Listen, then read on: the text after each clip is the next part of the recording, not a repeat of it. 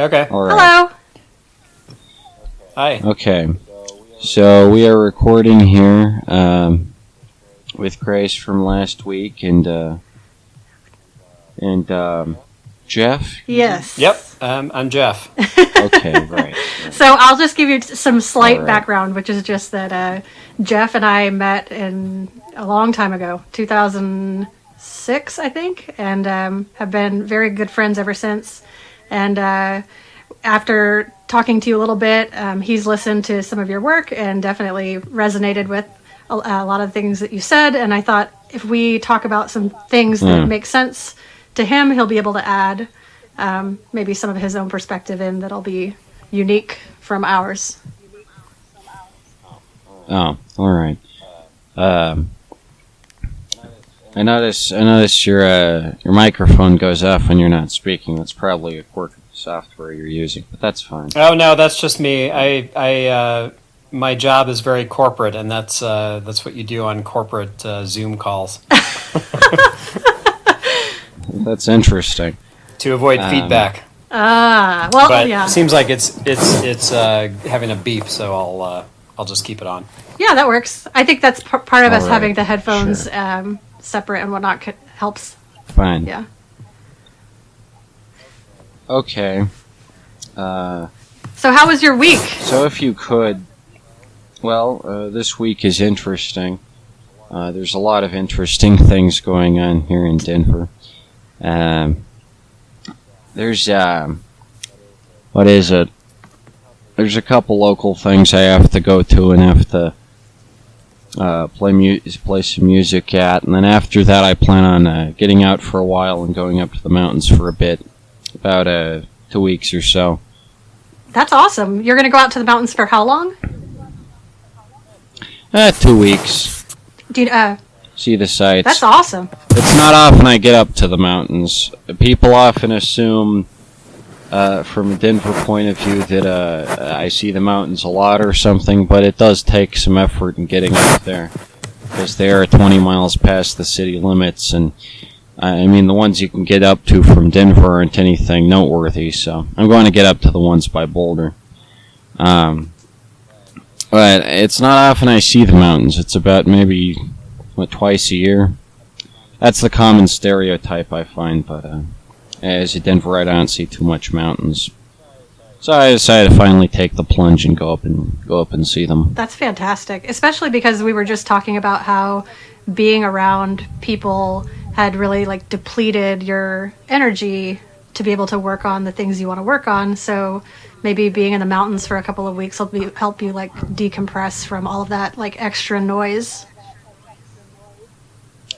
I think it's it's a matter of the sort of people. I'm sure that if I was in a different city, the circumstances would be vastly different. I mean, specifically if I was in one of the Scandinavian countries or the like. But as it is, being an American in a beta level city, I think Denver is considered. It's they're interesting circumstances, to be sure. I bet. As it is, I don't know if 2 weeks out up in the mountains will necessarily restore me entirely from 5 years of personal interaction, but it could do maybe 3 months, maybe reverse 3 months worth of that. It sounds like you didn't. I mean, if you're trying to reverse 5 years of damage, do you think that if you could sprinkle in a little bit more of these opportunities to rest, you might be able to not get derailed? There aren't many opportunities. It's not too often an opportunity like that comes along, especially now that I'm seeing doctors. I mean, I have to keep up with the neurologist, the cardiologist, the podiatrist, general practitioner, which is fine. I'm very good at keeping an efficient schedule, especially if it's in the interest of my health. But I would say, in particular, there are certain things that don't drain me. It's all mainly a matter of how effectively I can utilize the resources in my immediate vicinity. And if I can't utilize the resources in my immediate vicinity, if doing so is impossible, then that's draining. There's energy going in and none coming back to me. And it's like that in Denver because there's very little appreciation for what I have to bring to the table in terms of new wave. And that's just the cultural context here. Do you know if there's like hotbeds of new wave in other places besides Denver that you've heard about? Well, I know for one that Athens, Georgia is, because that's where the B-52s are from. I know that the coastal cities are. I don't think Denver specifically has anything against new wave. I think Denver is culturally impotent in a number of areas and genres. You don't see good rock coming out of here. You don't see good hip hop coming out of here. And it's a shame. It's very embarrassing, but it's not just new wave. I don't think Denver has a bone to pick specifically with new wave. I think Denver doesn't know what good music is generally. It has pretty lousy taste around here, and I think Denver is culturally inept, as it were.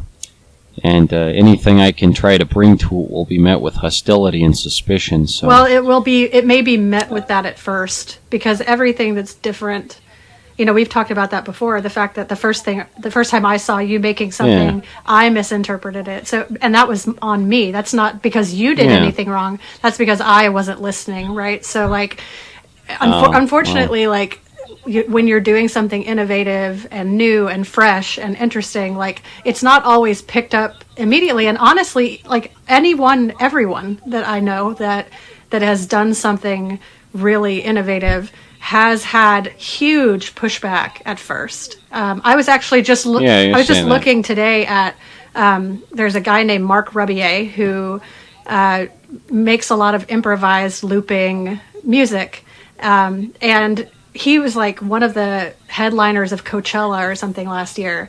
But I remember when he was in his apartment in Dallas cranking out stuff to a very small number of people online.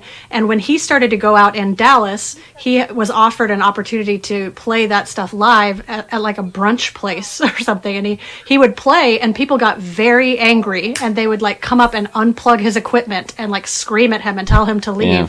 And so he had to it takes an enormous amount of courage and tenacity to push forward when you're hitting a brick wall. But I don't think that it should come at the expense of your physical health. So there has to be balance between pushing forward with what you know is right and also taking care of yourself. So I'm really excited that you're going to have a chance to go to the mountains and just take care of yourself for a little bit. Yeah. So are you staying on outside? Are you are you camping, or are you what's the... It'll be outside. It's in a spot called, it's in a campground called Gordon Gulch. It's about 5 miles north of Nederland. And, it seems like an interesting spot. I'm going to be reading Walden for most of it. I've gotten into Walden, I've gotten into Thoreau and the transcendentalist type mindset. And, I'll probably be reading Walden for most of it and, eating various foods. And aside from that, not much to go on.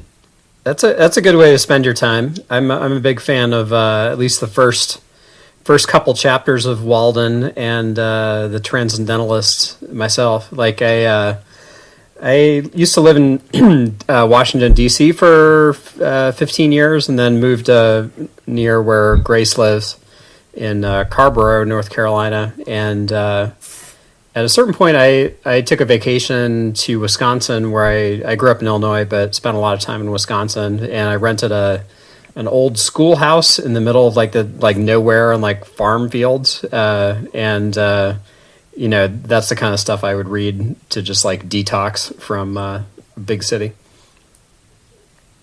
I think I think.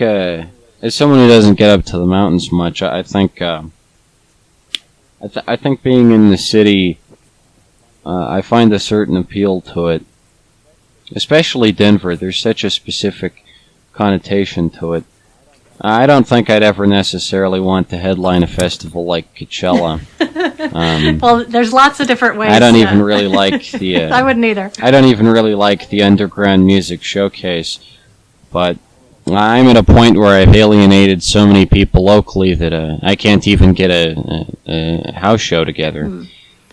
Like, do Well, you one think thing that's kind of cool about where I'm at now is like I think college towns are a little bit more open-minded to different genres or just anything that's not kind of like super mainstream. It's like you mentioned Athens, Georgia. Like there's definitely a circuit of college towns around here that historically have had maybe not quite like this era, but especially 20 or 30 years ago, they had lots of bands came out of Athens or Charlottesville and Carrboro. Yeah, it's an interesting context in the year 2025 to get into music. I have experience with some college towns. There's Fort Collins. Fort Collins is a college town, but I highly doubt I could get anything going together up there because you have to know all the Fort Collins bands and ingratiate yourself specifically with the Fort Collins bands. I suppose Loveland is also somewhat of a college town. Boulder is an entire college city. The key issue being, of course, that I'm not in college, so not taking any college courses, it's difficult to ingratiate yourself with the college crowds. One could even say that Denver is a college city too. That is kind of a bold postulation, but I do see a lot of academic crowds coming in and out, and very few stable sort of lineages that grab on and hang on around here. It seems to be a pretty academic circuit overall. I wouldn't say that being a college city or a college town necessarily makes a place more open to music that's inherently different. I think that, well, really it's just a matter of the years. Back in the 90s, there was music like, very popular music that topped the charts, like Daft Punk or Aphex Twin. And back when that stuff was big, everyone thought, wow, this is going to be crazy. Like with the level of sonic experimentation going on, with all this fantastic modern equipment, all this ambient drone, all this techno and EDM and IDM, people are going to revolutionize music. There are going to be so many new fascinating genres and experimentations with sound. And you fast forward 20, 25 years, and the most popular sound in Denver, a city of 700,000, at least from my personal experience in the circuit, seems to be a kind of jug band pastiche. And I think this is phenomenally embarrassing. That's amazing, Nick. Like, you are an incredibly well-spoken person. I hope that you see that in yourself, but like jug band pastiche is one of the coolest phrases I've ever heard. That's the music that's, I like music jug that's band popular pastiche. among Gen Z. That's the music that's popular among Gen Z, and it's somewhat disheartening as someone who plays the synth. No, but that's... I've heard a lot of great synth. Yes. I like Vangelis. I like Giorgio Moroder. I like I forget the other. Oh yeah, Tangerine Dream, obviously. I've listened to basically all the big Tangerine Dream albums, especially the ones that top an hour. And I find it bizarre that someone can't get into music like that nowadays, considering that back in the 1980s that was considered by and large the music of the future. Well, I've been known to listen to synthwave mall music for like 4 hours straight. Yep. I'm not as into music as either of you two, but I do like listening to mall music and like random 80s electronic stuff. Like it definitely has an originality to it. Absolutely. Okay. Yeah, and also it's, honestly, it's, you have to make the things that you love, whether people like it, whether the people around you understand it or not. if you understand it and you love it, Yeah, I it's do. worth doing. And then that's how you find your people, because it sounds like you've been doing this stuff and you haven't found your people yet. And so it looks like everyone doesn't get No. it. But I know that's not true. I know it. Like, I've listened to your stuff and I love it. Yeah. So like, you just have to find, you know, once it just takes time, unfortunately. And, you know, and right now I can see why you would feel Yeah, I know. discouraged, and that's okay. Like, you can rest and reboot and do some other things, but I for one am very I've excited about learned- your future. I've learned in a very interesting first-hand way the dynamic between, say, market forces, market demand, and my own personal interests and what I know that I'm into. The type of music that I prefer, the type of music that I enjoy listening to, and the type of music that I enjoy making. Not all of which are necessarily the same. They are distinct. But I have been able to notice certain avenues that I'm simply unable to get into, certain opportunities that I simply don't receive. I notice these Of things. course. But I'm sure that maybe in 5 years or so, I imagine this. Maybe some of the people who have given me a harsh reception or denounced my music is worthless, or my views is worthless, or the like, they might give me a house show at the most, but that's probably all they'd be willing to extend me. More likely, their specific house venues that they operate will have fallen into disrepair by then, because they're very unpredictable, erratic sorts of arrangements.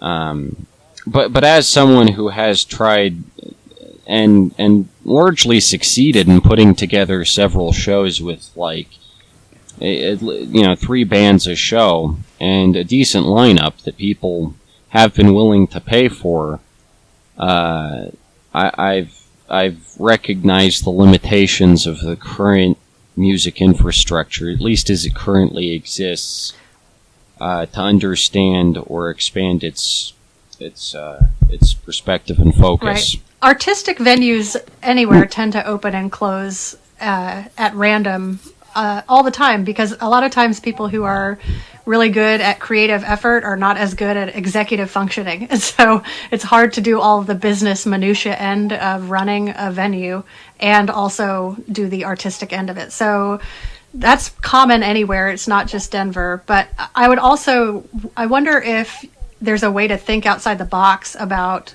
what a venue can be. So I know that I have gone to I've gone to amazing concerts that have been held in hotel conference rooms and community centers, or the recreation gym, or local just, or even Yeah. like a park, like outside at there's I'm sure there's certain rules, but in different towns about where you can set up and play. I've been to a show in a park. It's much better for acoustic music, unless you bring a generator. As far as rec centers go, there really isn't a rec center locally that has the resources necessarily to rent out a room. It's mostly basketball courts and swimming pools. But I wouldn't necessarily say that, like you put forward, there isn't a space that can be rented for a reasonable, probably a very reasonable fee. Part of the issue is generating hype and generating, excitement around a given thing. And that starts and in yourself. Starts in yourself. Like, you're not at that place right now. I suppose. But I know you'll get there. But like, when you're there's a lot of hype around, like I say, jug band pastiche. Right. That's very prominent, and that type music gets a lot of hype, and people go to listen to that. Can we eventually start a band and call it Jug Band Pastiche? That'd be great. Probably not. That's just not the type of music. No, it's still your music. It's still your music. It would be a new wave band named Jug Band Pastiche. Exactly.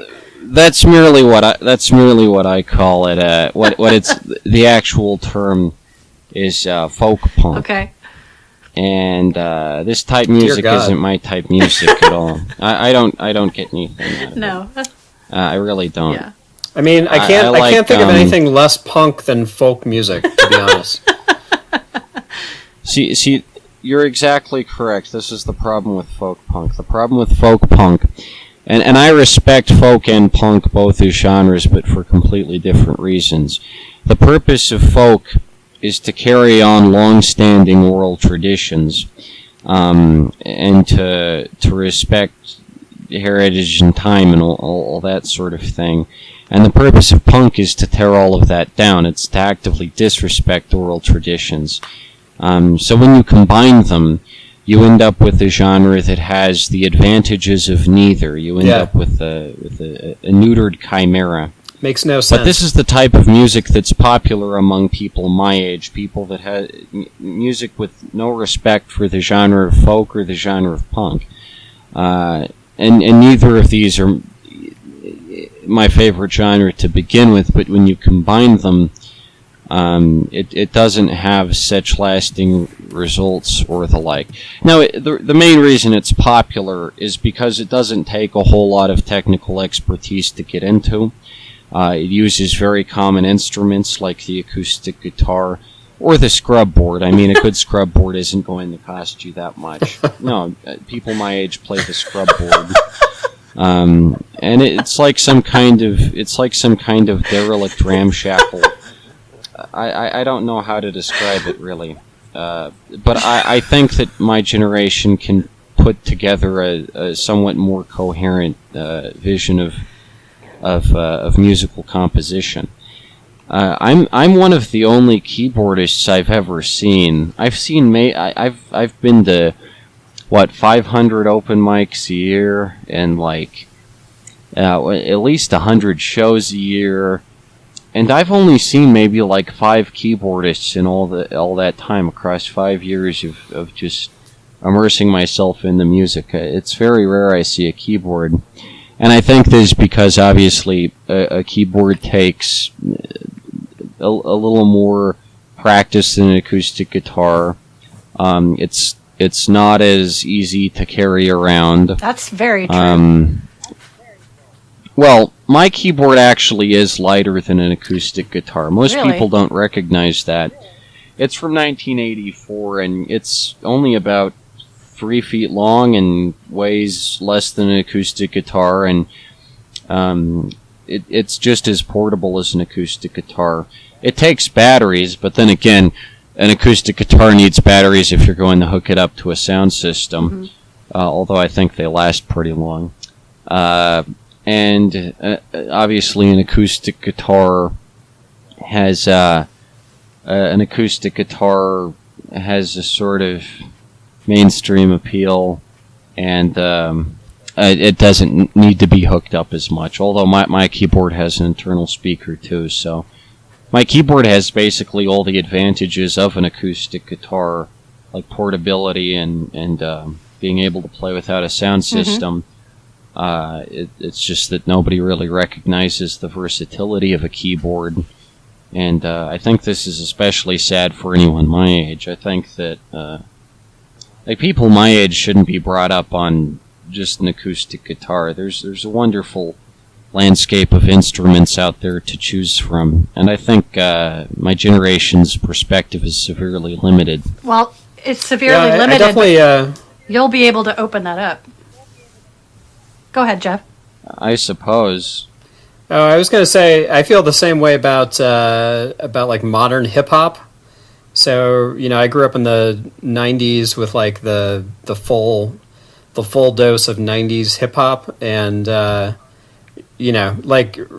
starting around 1989, 1990, the production value of hip hop just got there's a lot of people who are taking it to a much higher level than in the 80s even.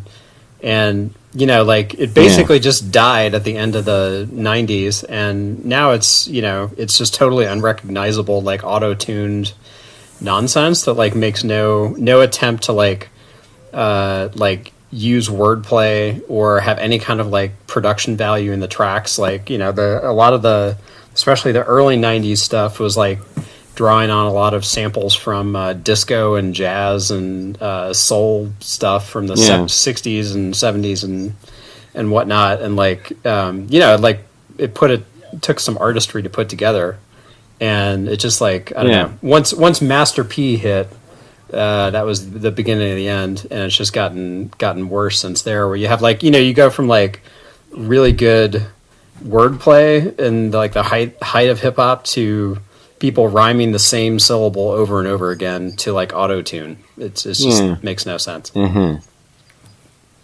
I don't think modern hip hop is necessarily I think hip hop has actually improved since around 2008, 2009 or so, which was the peak of ringtone rap. I would say that was actually hip hop's darkest point, with figures like Mims or Soulja Boy.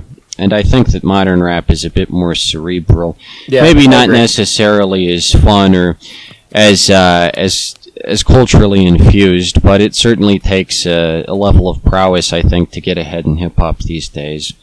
And that's mainly because, and I point this out a lot on a local level, hip hop has an intrinsic respect for its culture. I think a genre that's fallen off a lot more since, say, the turn of the millennium or so, and this is a relatively obvious observation. I'm not sure if I've ever put this into words before. Rock music has become absolutely unlistenable. Popular rock music has gone down so far since its heyday. I would argue that the last truly great rock album is probably Full Moon Fever by Tom Petty, and after that, there's nothing really in the genre worth going after, because it's all imitation and pastiche, and people trying to recapture older rock music instead of creating legitimate innovation in the field. I would argue that modern hip-hop figures actually do a lot to set the genre apart, bring in new methods and new modes of recitation and all sorts of new production techniques. Rock, on the other hand, doesn't have innovators, doesn't have trailblazers to that extent. It starts with like Lenny Kravitz, Fly Away. Then it goes to like Buck Cherry, Crazy Bitch. Then it goes to My Darkest Days, Porn Star Dancing. Buck Cherry. Now you end up with I think the trajectory of rock is an observable decline that's continued since around 2000 or so. Whereas hip hop has certainly had it's more like a pretty big valley around 2007, 2009-ish, and then a slow resurgence back into respectable territory. And I would argue currently, as it stands, with it exceeding rock as the most popular genre, I think that's absolutely deserved. I think it makes sense for hip-hop to exceed rock as the most respected and listened to genre. It absolutely should be. It's the only one currently doing anything. I was at a hip-hop show recently because I try and expose myself to as many genres as possible. And I try to, infuse myself with culture. And this hip-hop show is one of the best, most well-run shows I've ever been to. I mean, they have it locked in. They know exactly who goes on when and what to do and, like, everything. Whereas the folk punk shows I've been to have been a completely disorganized mess. That has, not that they are rock, but they do have a greater overlap with, I guess, the local metal scene. There isn't really a Denver rock scene going, but there is actually a pretty vibrant and fun hip-hop type area I think has potential if it's applied well. I think that I think that hip hop has a unique capability to unite people of a certain area or a certain place and give them a sort of pantheon of idols all their own and a sort of mythic history. And I don't think rock or folk punk or anything like that currently has that. Yeah, I think you're right. I think you're right. Like especially a point about like the decline of kind of like interesting rock over the years. Was the Full Moon Rising for Tom Petty? What era was that? I can't remember. Full Moon Fever. It's after the Heartbreakers. It's his first solo album. Okay. That's I think the last rock album. At least I've listened to. I have it on cassette. I listen to it regularly. That I hear a sincere interest in pushing the boundaries of rock music forward in an interesting or compelling way. After that, you don't see too much in terms of legitimate innovation. You see a lot of nostalgia acts, or you see a lot of groups like Imagine Dragons. But other than that, I don't really see much in terms of rock. Of course, being new wave, I don't really have a horse in either race, and I would say that new wave is in a very unique position because it's both a subgenre of pop and a subgenre of rock, and of course, technically a subgenre of punk. It's post-punk's cousin, basically. But I'd say I'm in a unique position in that regard, and that I don't really have a bias either way. I would say hip-hop deserves its placement currently as the most popular music genre. I think rock got itself into the mess. I was actually going to ask Jeff if he's ever been to Denver or that area and what he thought about it, if he has. I've been to Colorado once for work, and I flew into Denver and then drove down to Colorado Springs to the Air Force Base down there. That's what I said too. Yeah, that's my. But I went up into the mountains. That's the typical story. To that's Manitou Springs Denver experience. Right. So it was very flat. Yeah. I grew up in Central Illinois, which is like even flatter than the eastern part of Denver. But yeah, I drove down to Colorado Springs. The eastern part of Denver? All of Denver is on flat ground. Okay, that makes sense. Yes. Yeah, Central Illinois that's is fine. also You haven't been in Denver. Very, very flat, so it kind of reminded me of that. But that's the typical experience. Yeah, Colorado Springs was a lot of Air Force Base, and it was it's dramatic being right next to Pikes Peak. But it was all right. Otherwise, it was kind of had like a old pioneer flavor to it, and then there was a big Air Force base. And then if you think Colorado Springs is like that, Denver is something else entirely. You couldn't begin to imagine what Denver is like if you've only been to Colorado Springs. Sounds like we got to go to Denver. What would you say? I guess this would be. It is interesting to note. I've been to a lot of industry type events in Denver. I went to an event hosted by a local radio station for over a year, and I kept saying, "Hey, put some of my tracks on the radio. They're pretty good." They were never featured on that particular radio station. A couple of my songs have been featured on the radio since, I think internet radio. But as far as traditional AM/FM broadcast goes, you can go to one of these events for a year and not get into the upper echelons of the radio industry. And at one of these, the lady who runs the radio station, she gets up on stage. She says, "Here's how to sound really appealing to the radio listening audience. Here's how to sound like Imagine Dragons." And half the crowd groaned at this because they don't want to sound like Imagine Dragons, because no one in their right mind would want to sound like Imagine Dragons. But this is the sort of sound that gets specifically curated for the radio. And I submitted my music. I went to this thing for well over a year.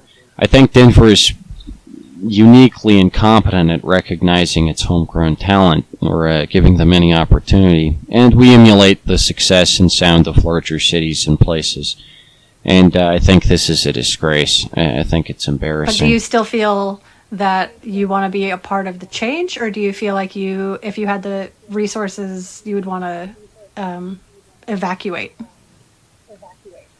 I wouldn't evacuate Denver. I think it's a beautiful mess, and I'm here to see how it goes. Nice. As long as I'm with it. And like you say, the context and circumstances of any environment can change over time. Yes, 100%. I think given a few years, it's possible that my peers could see some kind of potential in what I have, but it takes time. As it stands, it's a very insular I know, group. but if I've learned anything over my life, it's that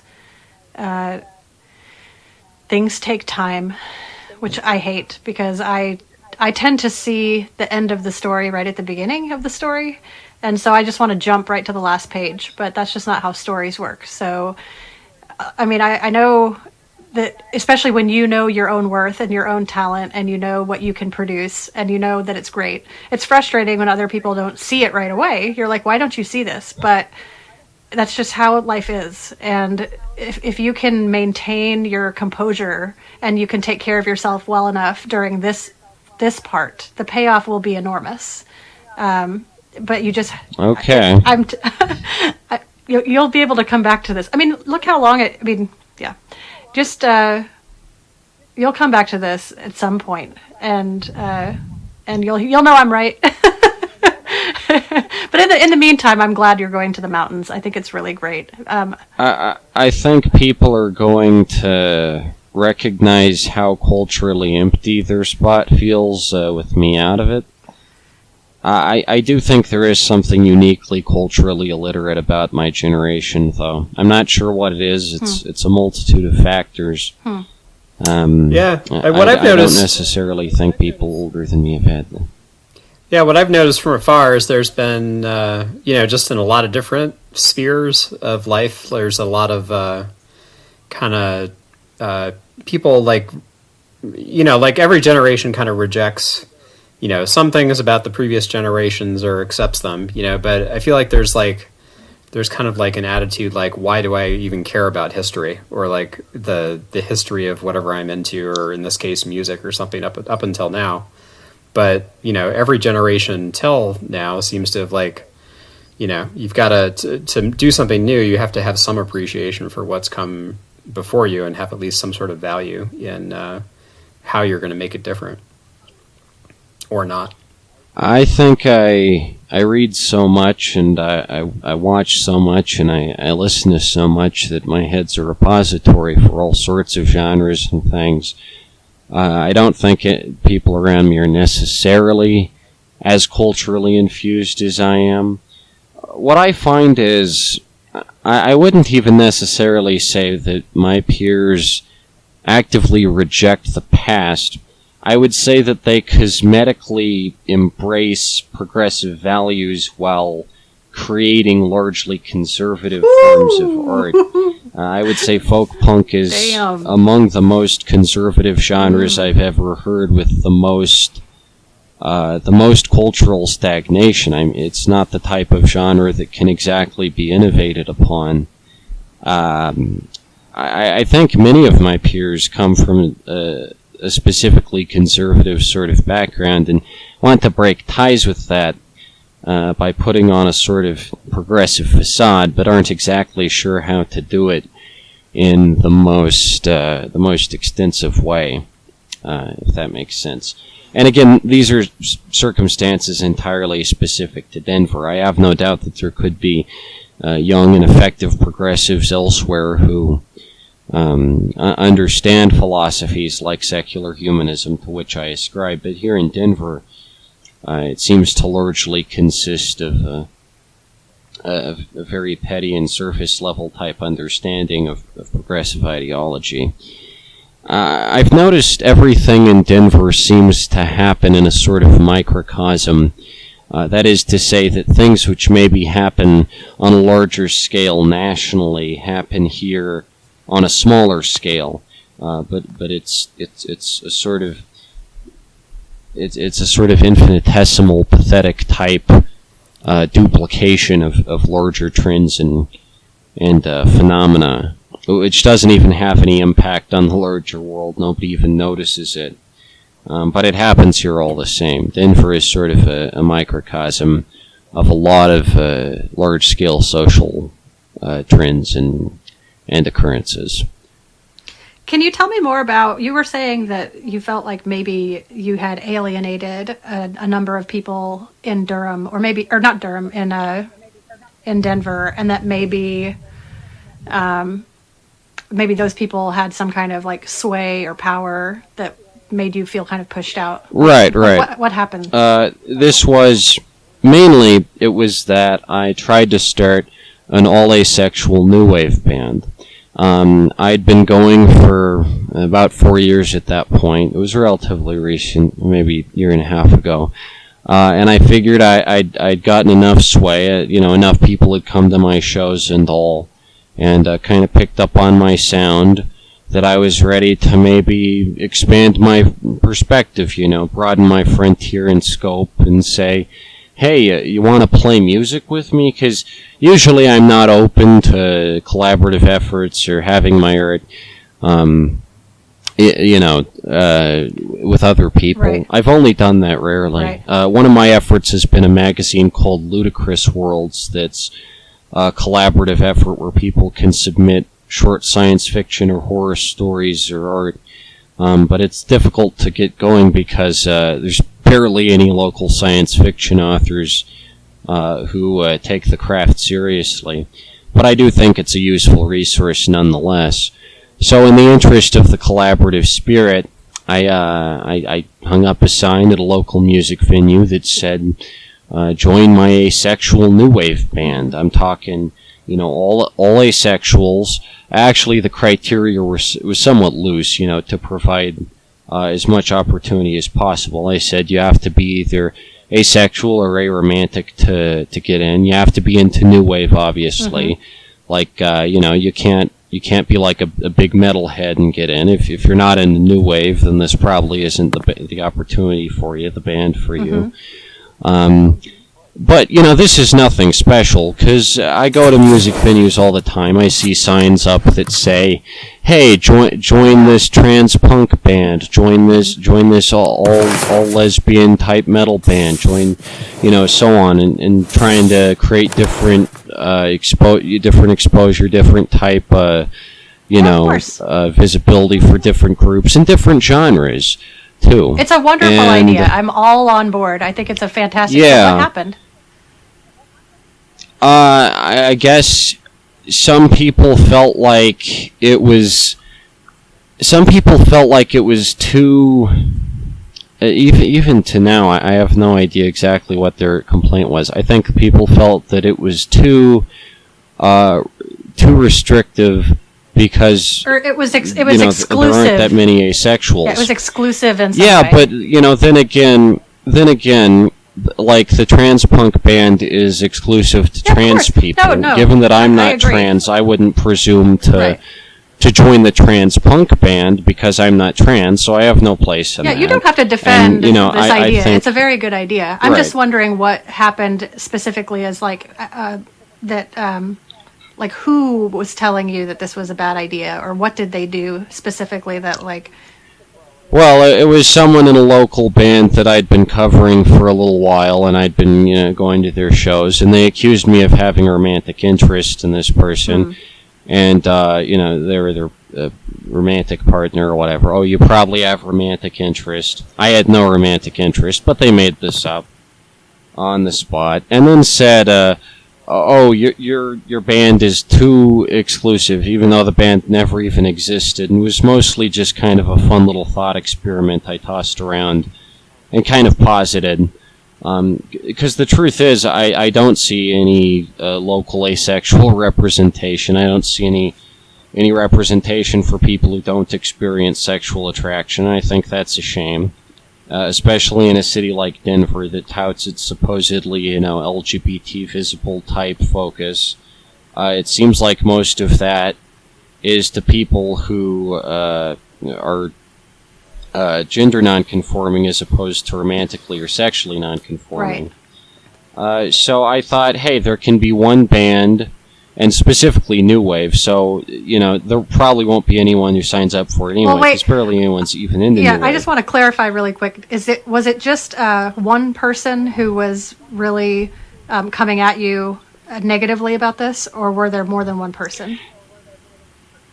Well, it started as one person, but once the rumor mill gets going and an environment is like insulated and small scale as Denver, obviously, the entire bunch can be turned against anyone in a matter of like weeks. Gotcha. So yeah, it was mainly just that, I want specifically a band for asexuals, that is like, asexual focused. Also, they'd have to be into new wave. The odds of there being an asexual that's into new wave specifically is like very low. So I understood that this thing probably wouldn't get off the ground. But then to be accused of somehow, having Right. any kind of exclusionary intent with this or anything, it's specifically for asexuals. And if someone isn't asexual, that doesn't mean like, they can't make a fantastic band of their own. But I was mainly just thinking, I can make some neat asexual friends and play some music, and we can. That's a wonderful buckle down idea. on technique. That's such a good idea. Yeah, it sounds nice. But here's what I want to do. What I think it is, Nick, let me what I want to do is divorce the idea of your art or your ideas being bad and this person having a real personal issue with you. So those are two totally separate things that have kind of gotten squished together here. So somebody had a really incorrect assumption about you, that personally, about the way that you were interacting with people, and they were misinterpreting that very, very badly. And then they took it out on your art and said that your art or what you were making or your ideas were bad because they were upset about something personal. And those are two totally different things, and I don't want them to get tangled up in your mind where you think that that they have anything to do with each other, because they absolutely don't. The idea of an asexual band is amazing, and there's no way that there aren't. Now, you may not have them in Denver, but I think that when we're having this conversation, it might not be today, might not be tomorrow, might not be next week, but eventually someone's going to hear this and they're going to say, "Oh my God, I am asexual. I love new wave," or they're going to say, "I know somebody who's asexual who loves new wave," and they're going to reach out and say "Oh my God, this is a wonderful idea. Can I be a part of this?" You'll probably have more people than you could ever even imagine be interested in this idea. Your idea is a great idea. Okay.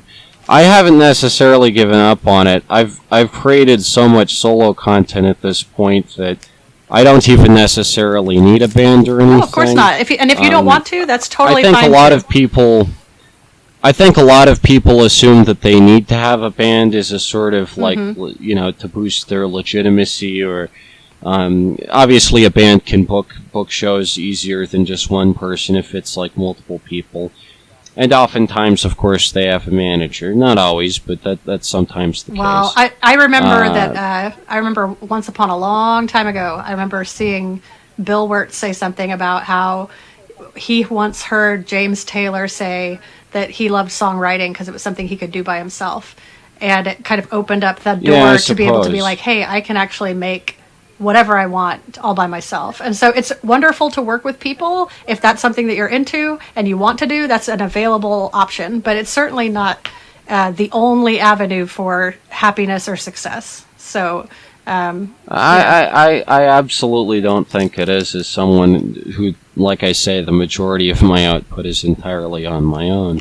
And you're doing great. But on the other hand, you trade visibility for personal vision. The less people you have involved, the less legitimacy your operation is going to have, and therefore the more people are going to say, well, this is just you. You Mm-hmm. don't have anyone on your side. You don't have any resources. You don't have any friends, and so on. Well, that's absolutely true. But I don't mind that. That's absolutely true. I like to keep Not- I like to keep as little clutter as possible. Mm-hmm.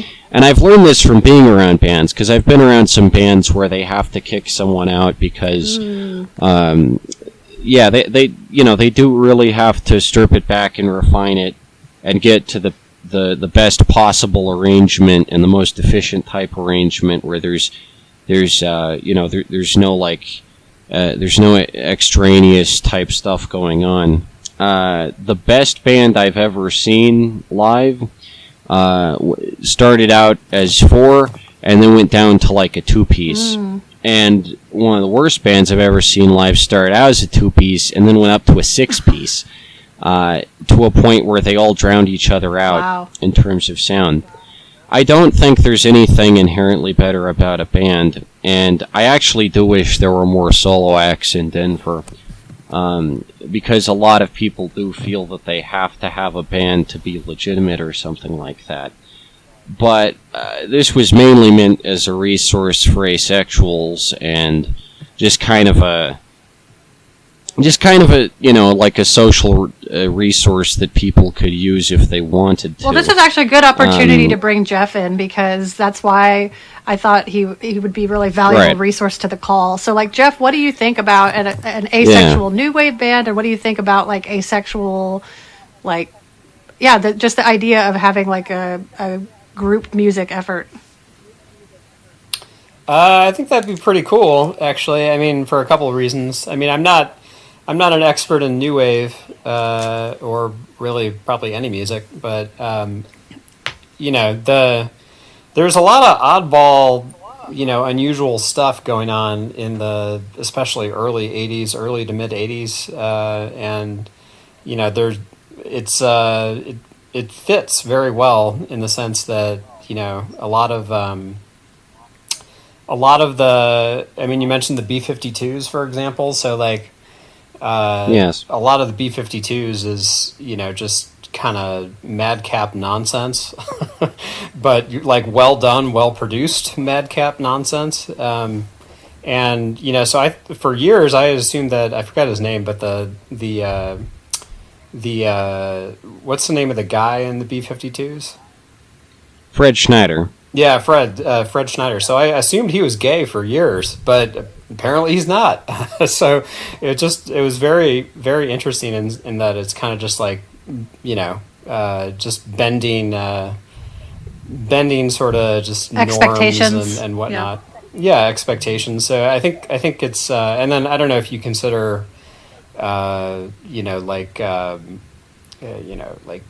David Bowie or Madonna, or even like later on like Lady Gaga or something like that. There's a lot of kind of just, it's like not none of the above when it comes to sexuality or gender and stuff. So it's I mean, Madonna was a little bit different, but even then, like, kind of Right. different. So like so yeah, I think it makes a lot of sense if you were to think about it in terms of the the message meets the genre. And I mean, the other interesting thing about it is, like, if you think about, the millions of songs that have been written about sex or romance over the years, like, pretty, Right. if you have to guess what the song is about, chances are it's about sex or romance. It like would kind of blow my mind in the sense that, like, I couldn't even imagine like a precedent for it, or just like what it would sound like, because it's so, it's such an original idea, I think. So, Right. It's a very underrepresented viewpoint. And I think to some extent you have like some artists that are kind of like, just like an amalgam of stuff, like David Bowie or Lady Gaga or something, where it's kind of like in that orbit, but it would be a little bit more explicit about, an asexual perspective on Right. whatever the content of the song is. So, Right. yeah, I think it's it's a really original idea. But I mean, I think the issue, and maybe this is the reaction you got, is that you know, for just the vast majority of people, like it's just an odd thing to relate to, because you know they want to hear love songs, or they want to hear, you know,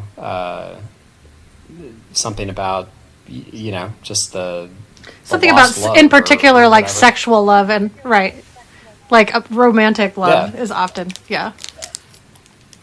So as you know, and it's not just new wave music. So like one of my favorite artists is Amy Mann, and I guess she was technically in Till Tuesday, which I don't know if you consider that new wave, but it's definitely in the '80s kind of pop era. But she kind of like went a completely different way, and so a lot of her songs are like not.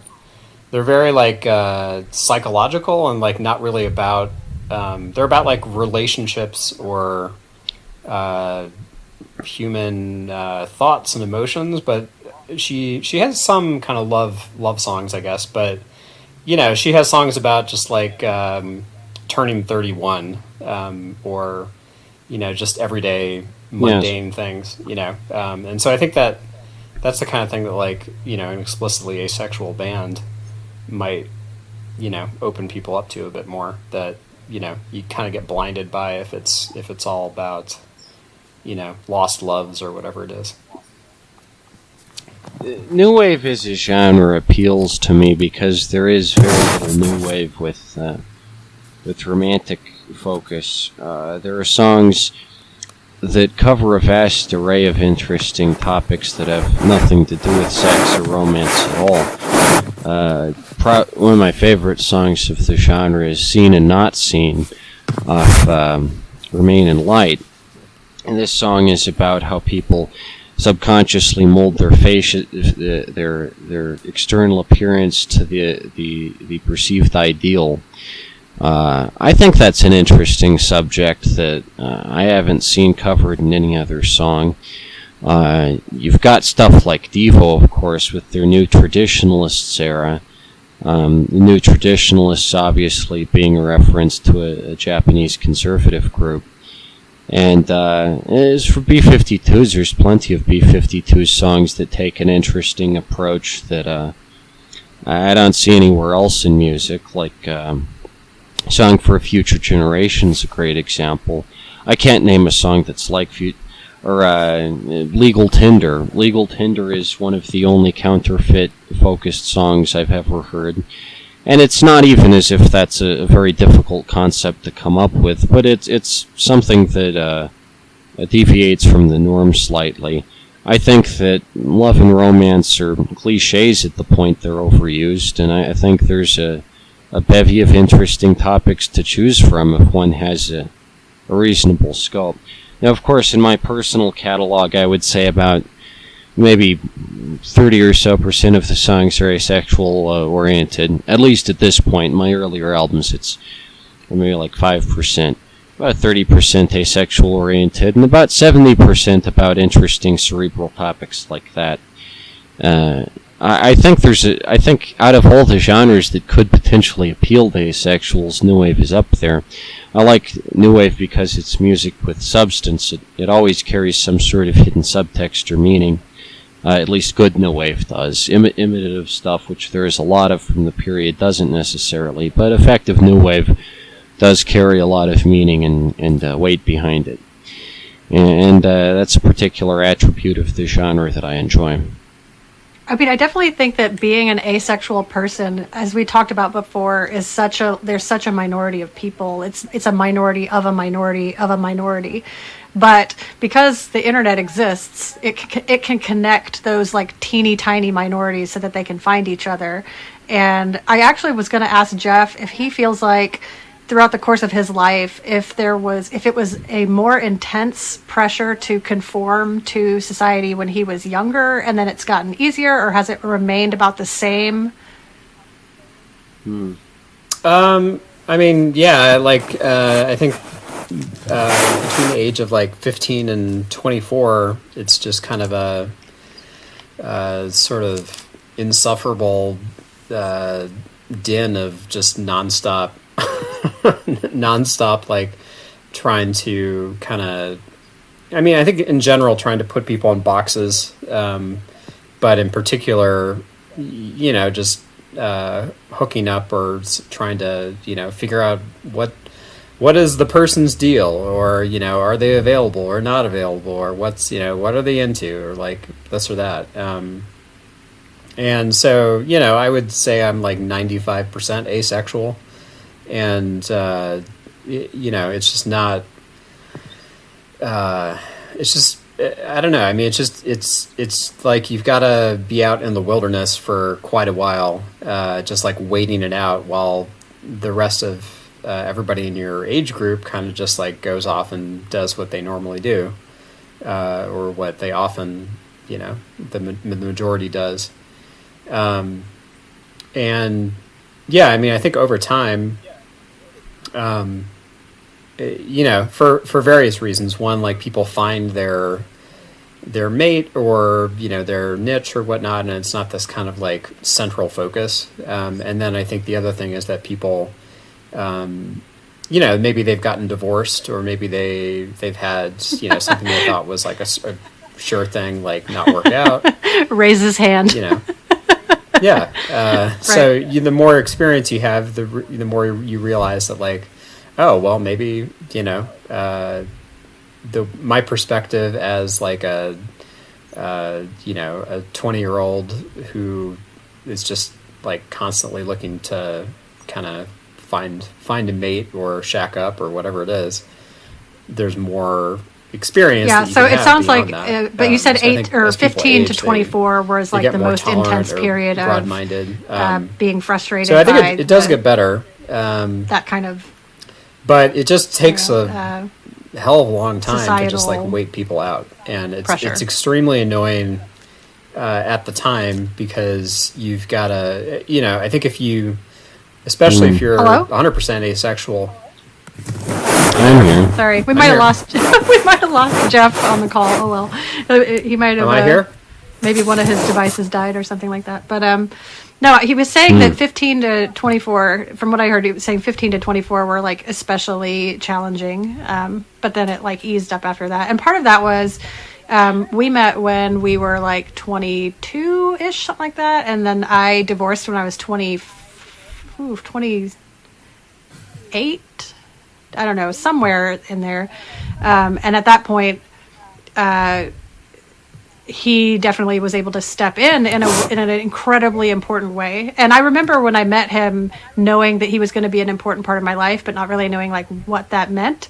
And now, 17 years later, I realize that he was and is basically like my co-parent. He's been able to help me raise my son the whole way from the time he was born. And it's an incredibly important like relationship to my son and to me. It's funny that he's off the call. That he fell off the call because can you hear me now? Oh no, now we can hear you. Okay, well maybe you didn't hear me bragging on you, but no, I did. I think I just dropped briefly. Well, anyway, I was. That brings me to my next point, which is just that like that 15 to 24 years are very hard no matter what. Like it's an incredibly massive amount of transition from being a kid to being a young adult, and there's so much I didn't really change and transition. I didn't really interact with the world before I was 20. I didn't have any friends of any kind, asexual or otherwise. Before I was 20, and very few people tend to take that into account. But I would say that, well, it certainly strengthened my internal resolve to a measure that maybe other people don't have. Yeah. How is it... This would be my question. How is it to reconcile yourself with the fact that human behavior during this point seems entirely predictable? That is to say that people will always prefer sex and romance over not. Are you saying always, like throughout the course of their entire lives, or during this period of time that you're like... During the period of time, how do you reconcile with the fact that human behavior seems entirely predictable?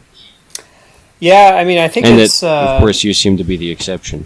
Yeah, it's it's certainly frustrating and can be alienating in the sense that everybody is kind of like obsessed with something that you just don't really see the big deal about, and so it just kind of can be a little bit baffling. And I think it gets better over time because people become less obsessed with it. But I mean, to be honest, like I think most of the human population is kind of geared towards that in some way or another. Or well, I think we can also agree that like the reason, I mean, society, like the only way that the human race like can possibly continue is if people procreate, right? So like there's some evolutionary biological understanding of like why most of society would be geared in a certain way. And so ultimately I think you have to determine like the ways that make you different will give value to the rest of the group. It doesn't have to be, but you don't have to be just like the rest of the group. So, I do think that right now everything feels very predictable because your vantage point is quite small so far. That's one of the reasons why I'm glad you're talking to people who are a little older, because you have so much knowledge, so much talent. So, like I'm talking to Nick here, of course, Jeff, you too, but Nick, you have so much. Yeah, right. You have so much talent and so much intelligence, and you're so well read and well spoken, and so you're kind of like leapt ahead in development, and so your brain, your soul, like you're way advanced, and you want everyone to catch up, and it's incredibly frustrating, and I totally understand that, but. Well, I do hear that a lot. Yeah. Well, I have noticed my music does tend to be popular among, say, the 50 to 60-year-old set, people who necessarily would be aware of first wave type new wave, and kind of see that music as important to their own development during a certain point in time. And I noticed that especially, like I say, among older Denverites. But what I'm mostly concerned about is how it'll look once they're gone and only people my age are left. And I wonder whether or not we'll sort of accrue enough cultural understanding by that point. Well, how? I'm sure. I can tell you this. Largely, it's possible. So my family is a lot of musicians, and my dad was a professional trumpet player, and my mom was a professional flute player, and there's other musicians, and so my dad, they both went to music school. My dad, his day job was doing kind of like administrative stuff for a university in the music school, but his gigs, like his actual music playing, was. He got in with like big band jazz, so like the Jimmy Dorsey Orchestra, right, and Lawrence Welk, and like jazz of the World War II generation, and so this Lawrence Welk is the 50s. Yeah. I think Glenn Miller is the most effective example of big band. Yeah, so he was the like the Midwest guy who would get together the person who owned Glenn Miller's book. If Glenn, they would have a show and he would like get the band together. And so like he spent most of the like 80s and 90s booking shows for bands that were completely archaic, except for the renaissance of like Big Bad Voodoo Daddy or Sky or something like that. Like, right. Nobody was into Glenn Miller and Lawrence Welk except for old people watching it, and Grace on PBS. Yeah. But like my dad basically made, he had a day job, but probably a third of our income as a family was from playing gigs in different places for really old people who like to hear music from when they were 20 years old in like 1940. And so it was this niche, and he was always like, this is going to end sometime because all these people are really old and they're going to die off and nobody's going to want to hear it.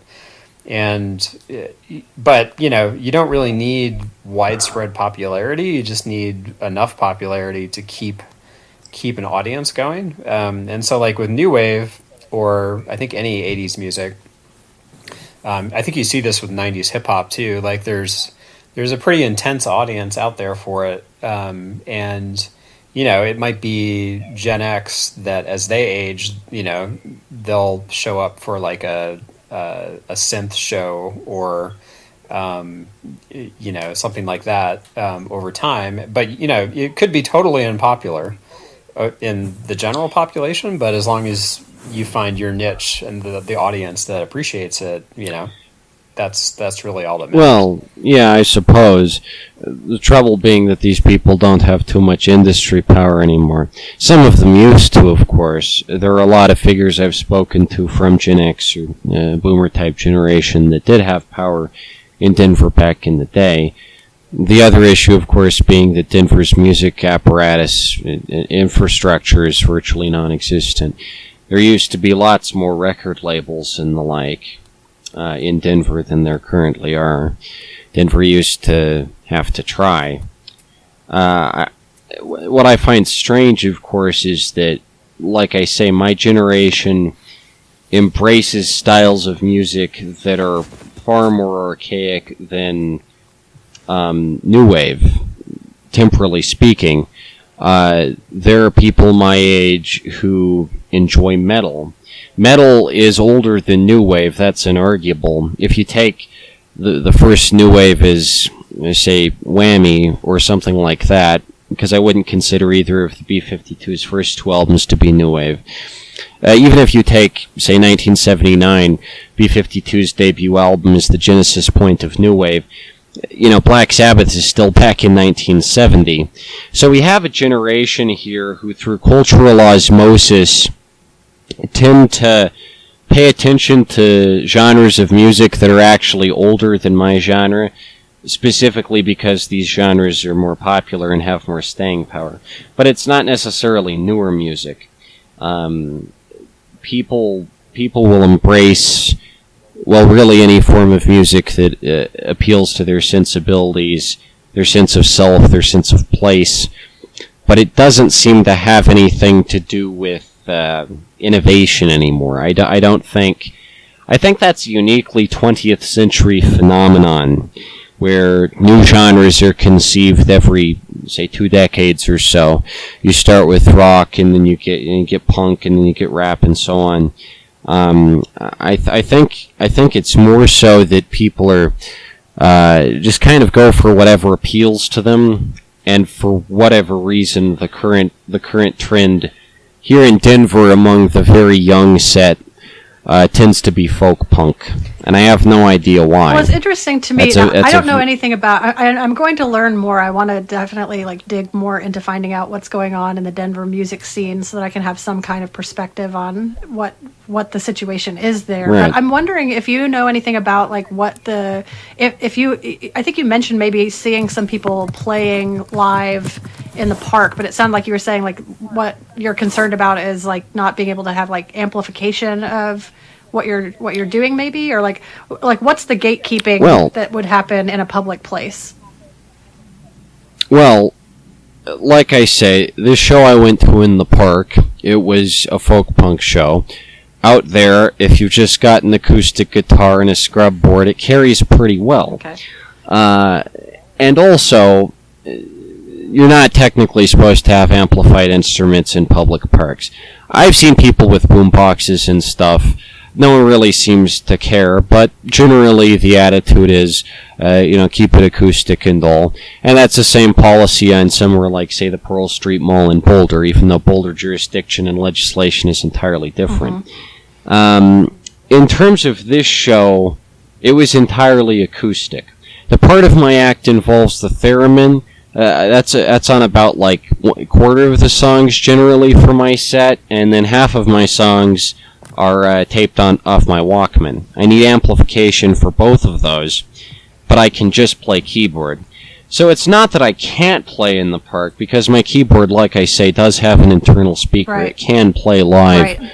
And out in public. The downside being, a lot of people's favorite songs that they might go to my show specifically to hear, I can't do live in the park, because I don't have... Even if I did have an amp, like I say, I'd need to plug it into a big hulking generator, because it needs amplification. And I don't necessarily mind that, because my keyboard it is more impressive to be able to just play keyboard live, and I have a decent repertoire of like, a couple dozen songs that I know off the bat. But someone might have a fan favorite on tape that I just can't do, and that's a shame, because generally at my live shows I like to take audience requests. Like if someone requests a certain song, or back when I was doing full lineups of people, I would ask each band specifically, hey, is there a song that you want to hear me do at this show? And I'd try and incorporate that into my set, just out of like, because, they have to be there, so they may as well listen to the song that specifically they like. I think that's a general courtesy, but what instruments did you use for I'm Alive? Was that just the keyboard, or was there other stuff going on there? I'm Alive. Oh, yeah, that's entirely just keyboard. But then again, that is picked up on my digital camera, and it's a pretty small room in here. Right. And then 5:30 in the morning, was that also keyboard, or was there more to that one? Yeah, that's all entirely keyboard. Okay, that's cool. But, I mean, in that particular video, it sounds good, because that's also a relatively small room. Right. Somewhere open like the park, obviously, the sound just kind of flows all over, and it's not necessarily as loud or impressive. But yeah, I mean, I'm sure I could probably do a show at a public show at the park. I will be looking into that more. Once you're healed, once you're getting a little bit of healing in the mountains and whatnot, I think that I am definitely going to want to see a concert in the park at some point. It doesn't have to be anytime soon, but it could be if you're feeling up to it. It's whenever you want. But like, if you ever decide to do another concert at some point, whether it's in the park, I would think in the park would be fun because you can get new eyes on your stuff. But wherever you're going to do that, I promise you that I will come out there and hype it up, because it would be a blast. Like I believe in your work, and I'm excited to see where it goes. But I'm also excited to see you like take care of yourself for a little while before you jump back into doing this. Yeah, it'll take a bit of planning and execution. Yeah. The other downside, of course, being that you can charge for more ahead at these type donation or house shows than you can at a park. Well, you kind of, the park is going to be a free show. Like, you can't really charge people at a public park. But, but you could still, you could also have people buy your material there, though. You could have a lot of these shows claim a lot of these shows claim that they like a donation-based system. But, man, I must have sunk like $500, $700 a year into people's concerts, and then they just backstab me. So no matter how much you pay for these paid type shows, you can't really get ahead at the end of the day if your ideas aren't popular, your genre isn't popular, so on. It's you can sink a lot of money into it and try and support the acts and get a sizable crowd going. You mean that you were donating to other groups, hoping that would benefit you in some way? Yeah, I mean, if I pay for like 50 plus shows, I think eventually my talent might be picked up on, and they might say, "Hey, you want to be in one of our shows?" No, because you can't buy care or attention, or maybe you could briefly, but like, people are going to love your stuff or they're not, and like, you just have to make your stuff, but you can't. It's sort of like trying to like bribe. Well, here specifically, you seem to be able to just provided that your music is similar to other people's music. I've seen that done. People whose music is similar to the popular music, similar enough, they seem to be able to pay their way into the circuit. You think that's what's going on? As for me, yeah, what I find is that all the free type environments I've been in, like I say, the open mics, the park shows, and the like, are very extremely versatile. They're the most healthy component of Denver's music ecosystem. Right. These insular type groups that sort of curtain themselves off and say, you have to pay $12 to come in here, or you don't get to hear it, or Oh yeah, that's once you start hooking up an entry fee, because what I find is the types that go to the folk punk shows say, I never see it at any hip hop shows, and the types that go to the more acoustic type shows, I never see going to the folk punk shows. There seem to be entire blocks of people, entire walled off demographics, each of them unable to cooperate with the others. So that's a major obstacle that Denver is going to have to overcome if it wants to see relevancy. It's going to have to put aside its differences. And especially it needs to recognize that, like, you know, you can play outside your comfort zone. I've played outside my comfort zone, you know, everything, because there isn't any new wave. I don't see any new wave. And so, you know, I've tried and gone with people whose genres I don't necessarily even like, and tried and, you know, ingratiate myself into that. But they don't really put in the effort to. They don't just see a show and say, you know, this could be a great show that would, you know, necessarily further my career because I'd get some new fans from so-and-so genre. They see that this other genre is too different, too inaccessible, too alienating. Well, what you do creates a very segregated What type. you do stands on its own. Like, I don't think you should feel pressured to have to, you know, join up with other creators to make something necessarily, if that's not something that, like, works. You know, if you've tried this and it just doesn't feel right, like, and yeah, I've lost that type idea. That's totally fine. The other thing is, I've played a wide scope of shows, so I understand the various degrees of creative control that I've had on various shows, and I've found that generally, whenever I have complete, like, creative control, I can be very efficient. Mm-hmm. I can get together a band and say, you know, this is what we're going to do, this is exactly when we're going to show up, this is when we're going to set up, this is when we're going to tear down. I take a very hands-on type approach. The shows that I haven't been able to run directly and make sure they go off without a hitch haven't been as good. And there have been some points where things happen that are very unprofessional or kind of skewed towards, you know, the total mess. So I've seen firsthand the spectrum of how having creative control over a show can be good. Like, the other thing, of course, is that generally with a lot of these shows, they insist that I have some openers, or I have, you know, 2 or 3 openers or so. And maybe that doesn't even necessarily work because, you know, their sound really clashes with mine and doesn't make that much sense next to it.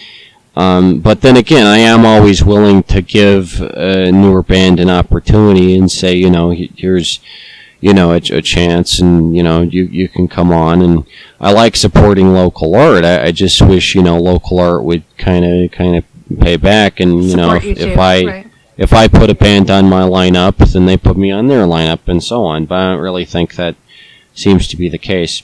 It's market demand in action. It's very interesting. It's compelling to watch play out in real time. Well, I mean, I know that you had a rough go of the internet. Like, your first effort on the internet was a mixed bag of results, but I do think that it does make it easier to find your people if you're able to, and you're doing that. Like, you're doing that already, so you're already putting your stuff out there. You're already making your stuff. Yeah. So it just has, at this point, it's more about taking, you know, just having to be patient. Yeah, I recently passed 1,000 subscribers on YouTube, so I'm actually one of the most globally popular people in Denver. I think that's sad. I think there should be more Denver video creators and, you know, media personalities with a little more internet presence. I find that, you know, it seems to all be Instagram. I don't like Instagram as an app at all. I used it for about 8 months, and during that time, I didn't see any increase in the amount of shows I got or the amount of people who order my comics or anything. Not necessarily there was a decrease, but there certainly wasn't an increase. Instagram prioritizes the lowest common denominator of content. if you compare the effort that someone's willing to put in to, say, make a 10-minute video, my videos look pretty low effort, but I do have to go in there and take out pauses and stuff, and make them generally fun to watch, and concise and all. And I have to load them up in the Movie Maker and add in little titles and stuff. That takes a decent chunk of time. It can take like 2 hours just to put together a 10-minute video. But as far as Instagram goes, I mean, the barrier to creating content on there is so low that anyone can do it. So you don't really have very high quality stuff on there. It took me 8 years to get 1,000 subscribers on YouTube, and that's without generally, saying like and subscribe or anything. Or that's very very typical, though. I'm going to say that if you can look back at. There's a Mr. Beast somewhere video where he talks about how he did the same thing, where he grinded and grinded and grinded, and it took a long time to get, and then all of a sudden you don't get a lot of traction until you do, and then when you do, you really do. Especially somebody like you that has a lot of content. It means that when you finally pop off, it will go real fast because you have so much stuff for people to dig into. Yeah, I think I got to. I mean, I think he probably got there a little faster than I did.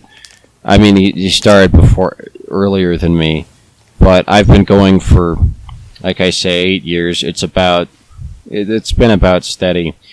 I would say that I definitely am glad I persevered to this point. It is interesting. I think once you get the K after your profile, it lends it an air of legitimacy, kind of. Yeah, of course. And by the way, I don't know anything about YouTube and how that. So, like, are you able to monetize yet, or how does that work? Do you know? No, it used to be that with 1,000 subscribers you could monetize, but now you have to have a certain level of watch hours or something. I think like 3,000 or something, and at any given point, it's not like it builds up over the years. You have to have it in a certain period of time. Gotcha. The last couple months, I think. Okay. So it's going to be a very long time until I'm monetized, but that's fine by me. Yeah, that's okay. I think but you have to also really believe in your. I think don't talk your dream away, right? So don't if that's something that you would like in your life. If you think like in the future, I would really like to be able to make the content I make and have it pay my bills and have it provide a comfortable life for me, then what you don't want to do is talk yourself out of it and say like, well, that's not going to happen. I'm pretty sure that's not going to happen. Well, that's not going to happen anytime soon. I think my goal with YouTube is less so to necessarily become monetized on there, because from everything I see, it doesn't pay that well. I'd like to get a lot of subscribers, and I'd like them to see my my videos I've made about my comics and stuff. Right. Or just like enjoy my film reviews and stuff, because I make content of comparable quality to a lot of people, I think. And in terms of that, I don't think YouTube pays better or anything. But what I do mean to say is it does take a heck of a lot more effort to get 1,000 subscribers on YouTube than it does to get 1,000 followers on Instagram. Yeah, absolutely. That doesn't seem difficult at all. No, you should be super proud. Super proud. Yeah, I see people with, especially since YouTube isn't even, like, as popular a platform, and it doesn't really see as much activity as it did, say, back in 2010. But I don't think Instagram is hard to crack at all. It's very easy if you know how to do it. I just want to think for about this. It doesn't really increase my sales or anything. Right, but still, just not even thinking about sales or money or anything. Just the fact that in the course of your life, more than 1,000 human beings saw something that you made and said, I like this so much that I am going to click this button because I want to see more of this person. And like every time that you have this experience in your real life in Denver, and you have somebody, it's always going to feel bigger in your mind when somebody right in your face is misunderstanding you and being really ugly and making accusations at you that are not true. Like that's extremely upsetting because it's not true, and there's like no way to to fix it sometimes. But like at the same time that's happening, 1,000 other people think something else. Like they saw your work and they saw what you were doing and they said, not just I like this one thing that I see, but they said, I like this thing that I see and I want to see more of it. And they said, I'm going to subscribe to this person. Like that's a big deal. And I hope that like you can, and I've seen your comments on your videos, even your recent videos. I've seen all these comments of people saying like, I love you, Nick. Like, I love your work. I hope you're feeling better. Like, these are real human beings that really do exist in the world who are like cheering for you. Yeah. And so hopefully that can counter some of this other stuff. I suppose it's more unbiased in that regard. Like, I want that. I am grateful to the viewing audience out there who stuck with me this long. I would say that, well, like I say, I'm currently one of the most subscribed to YouTube channels from Denver. Right. One interesting trend I've noticed is there's a lot of Canadians on YouTube, and I'm not sure why that is, or maybe it's just an algorithmic quirk or something. But anytime I'll be watching a video and it'll say Zed, or it'll say spell color with a U. Or one thing I noticed about the Canadian dialect is they always say similarly instead of similarly, which is interesting. Mm-hmm. But there's so many Canadians on YouTube, and I find that strange considering YouTube's an American company. I'm not sure exactly what goes on with that. I would say, being in Denver, I am at a disadvantage. Because, like I say, basically nobody around me considers YouTube as a worthwhile platform. Here in Denver, all the suggestions I've heard are, get onto Instagram, market your stuff on Instagram. But really, it's oversaturated. Like I say, it's the lowest possible type of content you can make, and like everyone's making it, so you're not going to see that big an increase in your popularity or anything if you use Instagram versus if you don't. That'd be my advice to anyone who wants to get into content creation, is make something cool, like a video or something. Right. You're not going to see 1,000 in a week like you can potentially on Instagram, but it takes so much less effort on Instagram. And, like I say, I could probably get 1,000 in a month if I used like the right buzzwords and all that and the right type layout. But it wouldn't actually make me any more popular, and people in Denver wouldn't even necessarily get my stuff any more than they would if they just saw me live. So it's not really an advantage of any kind. It's a very useless type technology, I've found. But that's the type recommendation I always got. 8 months, and I quit Instagram for good, because it really doesn't improve anything else as far as the type stuff I put out. That's totally fine. And you can trust your internal compass if you're like, this isn't right for me, this isn't helping me in any way, this is not benefiting me. I mean, people give you advice based on their experiences, and that's useful because maybe it could have popped off, or maybe it would have felt right for you, but it turned out that it didn't, and so now you learned something that's not for you. Yeah, and the other one I think is worth saying isn't really necessarily as valuable as it's claimed to be, is Spotify. I hear lots of bands that claim that like Spotify is the most important platform, but it's just like Instagram. It's so oversaturated that the odds of making even a tiny amount of money on there are extremely unlikely, and your content will be drowned out. YouTube's algorithm is pretty good. I don't necessarily think that it prioritizes the best content in terms of what's incredibly popular, but you can, if you make stuff that's of a decent quality on there, it's pretty easy, and it's fun too. I would say that, but I wouldn't say Spotify pretty useless for finding new stuff. It has everything you might want, but it's like everything it tells me I want to listen to, I don't really want to listen to, and it's always the same like Right. 10 artists that it thinks are related to other artists with no thought put into it. Whereas YouTube seems to, like if I queue up a nice Yes. 3 hours of 80s synth mall music, it'll give me some more of that. So Right. I don't Yeah. complain with YouTube Yeah. for that reason. You can't really find anything new on Spotify. So Spotify isn't necessarily good from a listening or producing perspective. Instagram isn't really good from a creation type point of view. I wouldn't recommend either of those. For you. One thing For you. One thing I do find, well, Well, I just want to I would point say out for that anyone- it's important to like recognize that the other people will have other experiences, and that's okay. So like if somebody has really popped off on Spotify and it's really worked out for them, you can understand why they would then come to you and say, hey, you got to do Spotify, it's so great, it worked out well for me. Doesn't mean it's going to work out for you. And similarly, you may pop off on whatever you pop off on, and like then you'll say, I would this is a say- great platform. I would say in terms of Denver, because I have yet to see any Denver artist who gets big through the use of Instagram or Spotify. I don't necessarily think those are avenues to success in an environment as insular as Denver.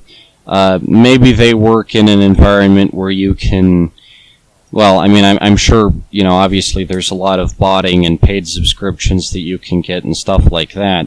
But if you want to use entirely honest tactics, it takes an extremely long amount of time to actually get big online with just, regular content production. That's very difficult to manage anymore. Mm-hmm. And the internet does get oversaturated with time, so that's a universal factor. If anyone does get huge on Instagram or the like, obviously that's an entirely separate medium to photos. I'm not a very good photographer. I'm good with a lot of mediums, but in terms of the medium of photography, I don't really know the first thing about it. Yeah, so it's definitely not right if for you're you. a very Yeah. good photographer, I'd say if you're a photographer, Instagram might be for you. Mm-hmm. If you can take really good pictures, especially series of pictures, and arrange them together. But that's kind of a niche thing to be good at. It's definitely not like, And it's not for you. like just writing or something. Photography is a separate medium, and I think people who do it, would probably see the most success on Instagram. But in my case, where specifically I do comics, I don't know if comics are necessarily good for like a sequential post type format like Instagram offers. Right. That would not be the right place for you. So for cartoonists, Mhm. yeah, that's what I'd say. Yeah, that makes sense. I have no expertise in social media or platforms of any kind, but I can tell you that there's a lot of artists in my family of various kinds. There's my parents who are musicians, and my grandfather was a trumpet player, and I have a cousin who's made a go of it as a published writer, and I have an uncle who's a book publisher and whatnot. And I think the common denominator for a lot of people who have done some form of art as like a major part of their life, whether it's like, pain or it's a full-time job or not, is that you do it because you love to do it. Right. And that's how you want to spend your time. And then Right. you figure out how to make that possible while also living in the world where you have to, Right. feed yourself and put a roof over your head. So, my dad's case, it was like having an office job, and he used to drive to gigs at 5 p.m. to like 2 or 3 hours away, and then he would come back at like 3 a.m, and all the people he hired did the same thing. And in my cousin's case, who's a writer, his day job is teaching English at a community college, but he also publishes articles in magazines and writes a couple books and stuff. So,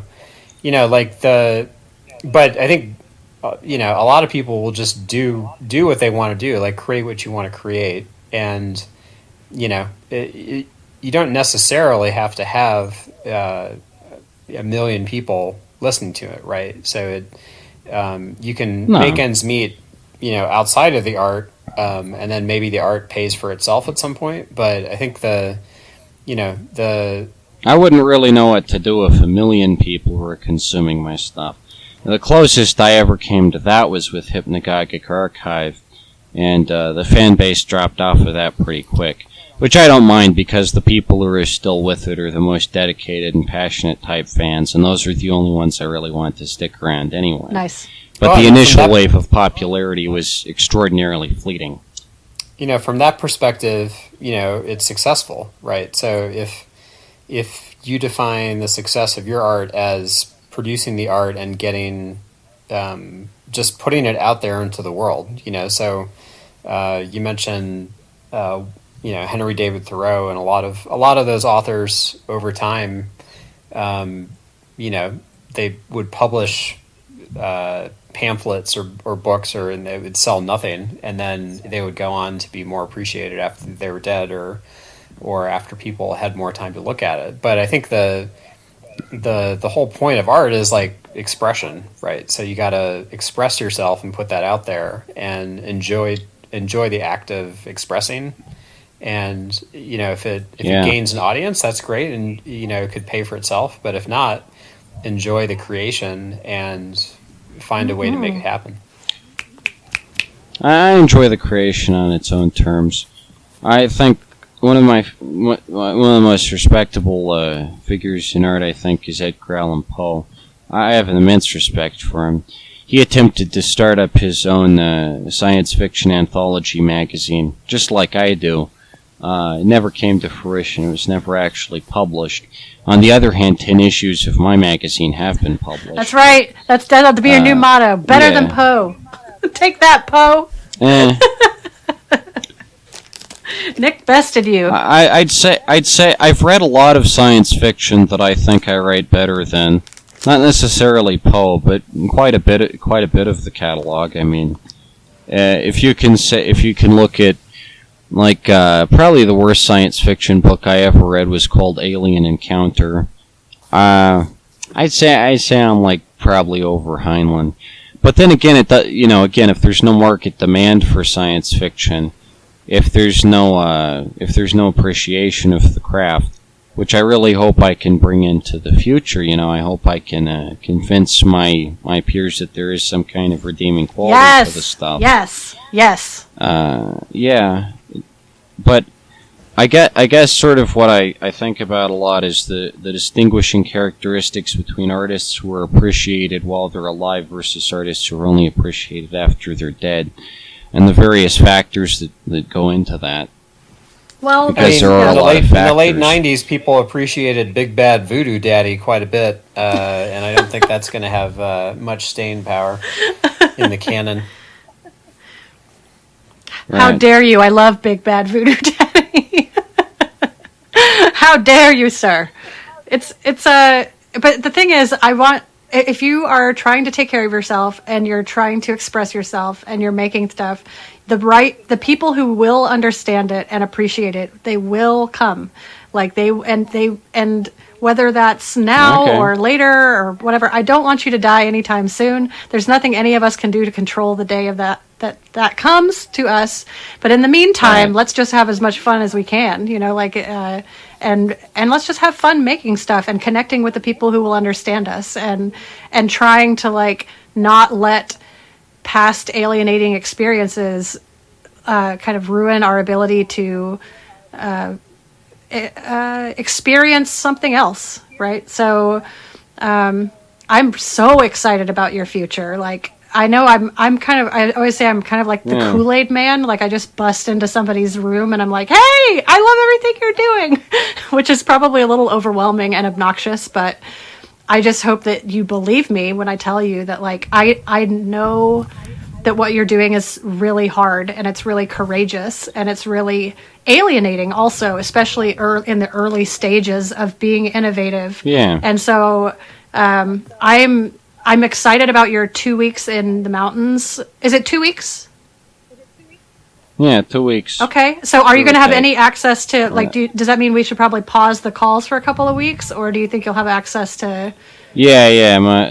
The cell phone I'm going to be taking up there is a flip phone, so doesn't have the capacity for that. Okay. And as it is, my computer is sort of running out of disk space, but I'll come up with something to fix that. Yeah, we can discuss that too. Yeah, as it is, probably I would say, sometime in April.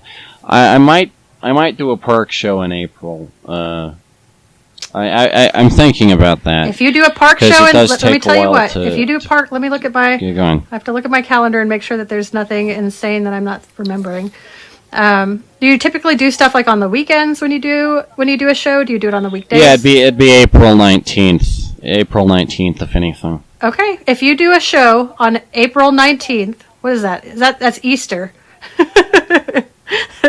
That's the 19th, is that right? That's a Saturday before Easter. I think it's It's a a day before Saturday. Yeah, Easter. it's a Saturday. It's the Saturday. Right. I tell you what, I'm telling you Well, anyway, it would be what, that. if you do a show, the next time you do a show, you do it in the park, and if you do it April 19th, whenever it is, like, I will come out and I will see that show and I will be so stoked and it will be hype. And then we can also give you do another details one of if there are. these a live podcast. Yeah, right. Well, at any rate, it's been a fascinating, interesting, wide variety of topics discussed. As always. Is there any more insight you can bring? Well, I think that Anything I like think that? we've got so much to chew on. I felt the same way after the last call. Like, we've got a lot of stuff Okay. to think about and to consider for the next time that we talk. So I loved this conversation. I'm so glad that Jeff was able to join us on this call, and I very much look forward to the next time that we talk. Okay, all Had right. fun. Well, thank you to the listening audience out there, and buy Nicholas Comics. You know where it's right. And continuous April 19th potential show, if there is going to be one. Sounds good. I'll see. Okay. Okay.